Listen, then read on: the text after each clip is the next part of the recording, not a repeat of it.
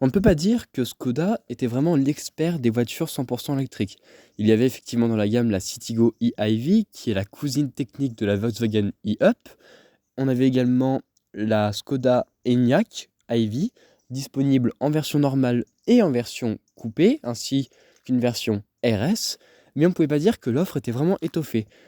Aujourd'hui, la firme tchèque réagit en présentant un nouvel SUV électrique, en l'occurrence l'Elroq, aujourd'hui en présentation chez GT Miniature Auto. Au Mondial de Paris, on ne manquait pas de nouveautés électriques. Dans le segment de cet Elroq, on pouvait trouver notamment le nouveau Kia EV3, 100% électrique, mais aussi, évidemment, une valeur sûre, le Peugeot i2008, qui est également le SUV électrique le plus vendu en France. Toutefois, on a également une nouveauté de taille, il s'agit de la Renault R4, qui va également tabler dans la même catégorie que l'Elroq. Elle sera d'ailleurs bientôt à l'essai chez GT Miniature Auto. Aujourd'hui, Škoda tente sa chance dans la catégorie des SUV urbains avec Stelrock.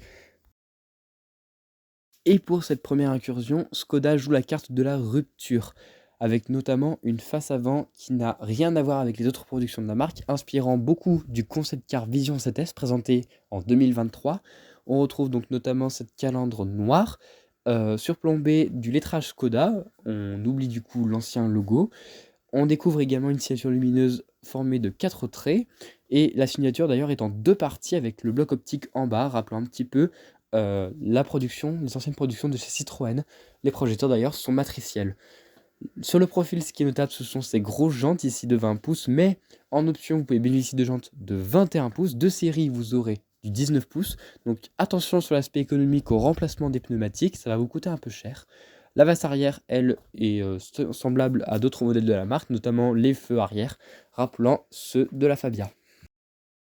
La finition Sportline était également présente avec, en différence par rapport à la finition classique que nous avions vue, des jantes différentes, des éléments peints en noir, ainsi qu'un kit carrosserie spécifique avec notamment un aileron un peu plus marquant que sur la finition que nous avions tout à l'heure.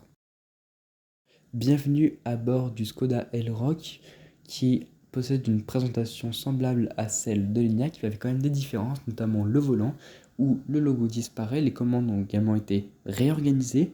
Face au conducteur, une instrumentation numérique de 5 pouces complétée d'un système multimédia de 12,9 pouces fonctionnant grâce au dernier système d'exploitation développé par le groupe Volkswagen. Ce système est plutôt performant, on retrouve notamment une barrette de raccourci juste en bas de l'écran. La réactivité est également excellente, on est très proche vraiment du système multimédia de chez Google. Cependant, le petit souci reste encore la position des menus, pas tout à fait ergonomique. Côté praticité, on retrouve notamment un très grand volume de coffre, et bien évidemment, vu qu'on est chez Škoda, on a des astuces Simply Clever, autrement dit, simplement efficaces. Autrement dit, on retrouve notamment un filet pour poser les câbles de recharge. C'est très malin, ça dispense l'Elroq d'avoir un frunk.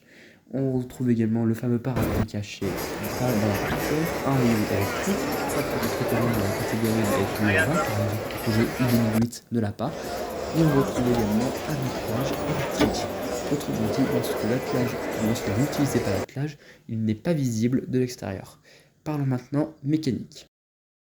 En entrée de gamme, vous avez la motorisation Elroq 50. Il s'agit d'une version avec un seul moteur, donc propulsion de 170 chevaux, accolé à un accumulateur de 55 kWh, autonomie annoncée WLTP 350 km. La version 60, elle, gratifie d'un moteur de 204 chevaux, toujours propulsion, accolé à une batterie de 63 kWh, autonomie cette fois-ci 390 km. Troisième choix, la motorisation électrique dite 85. Il s'agit de 2 moteurs pour une puissance de 285 chevaux, batterie 82 kWh, donc grosse capacité, autonomie estimée 560 km, cycle WLTP. Enfin, pour ceux qui électriques riment avec performance, une version 85+ est aussi disponible avec 2 moteurs, donc transmission intégrale, 299 chevaux. Il s'agit du bloc emprunté à la version 1 de l'ID4 GTX. Donc 299 chevaux, batterie 82 kWh, donc la même que la version 85, et l'autonomie est annoncée à 550 km. Le nom de cette motorisation, c'est 85+. Mais attention, Skoda dégaine une arme redoutable, il s'agit de ses tarifs pour cet Elroq. Il commence, accrochez-vous bien, à 33 300 € en entrée de gamme, hors bonus écologique, car fabriqué en Europe, il a le bonus de 4 000 €, voire 7 000 € pour les ménages les plus modestes.